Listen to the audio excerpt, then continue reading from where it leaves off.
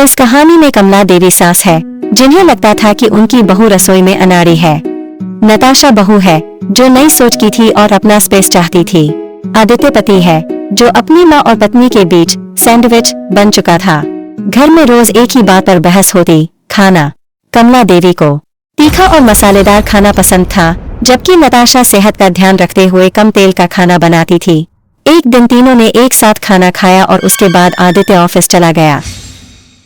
उसके ऑफिस जाने के बाद सास अपने असली रूप में आई। उसने बहू को सुनाना शुरू कर दिया। बहू रोती हुई अपने रूम में जाने लगी, लेकिन सास वहां आकर भी उससे लड़ाई करने लगी।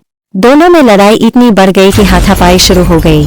सारे दिन यही चलता रहा। जब शाम को आदित्य ऑफिस से आया तब उसने देखा कि दोनों रसोई में लड़ाई कर रही है।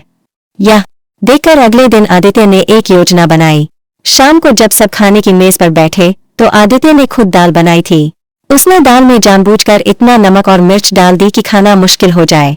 कमला देवी ने पहला चम्मच लिया और खांसने लगी। बेटा, ये क्या किया? इतनी मिर्च और नमक। नताशा ने भी चखा और आदित्य की तरफ हैरानी से देखा। आदित्य ने मासूमियत से कहा, माँ, मैंने सोचा आपको चटपटा पसंद है, इसलिए खूब मसाले डाल दिए। और नताशा, मुझे लगा तुम्हें फीका पसंद है, इसलिए शायद कम रह गया। अब बताओ, अगर मैं नमक डालूं तो एक को दिक्कत, न डालूं तो दूसरे को। यही हाल रोज तुम दोनों का है। कमला देवी और नताशा दोनों को अपनी गलती का एहसास हुआ। उन्हें समझ आया कि उनकी छोटी छोटी पसंद नापसंद की वजह से आदित्य मानसिक तनाव में रहता है। कमला देवी मुस्कुराई और बोली, ठीक है बेटा, अब से नमक स्वाद अनुसार और रिश्ते प्यार अनुसार चलेंगे।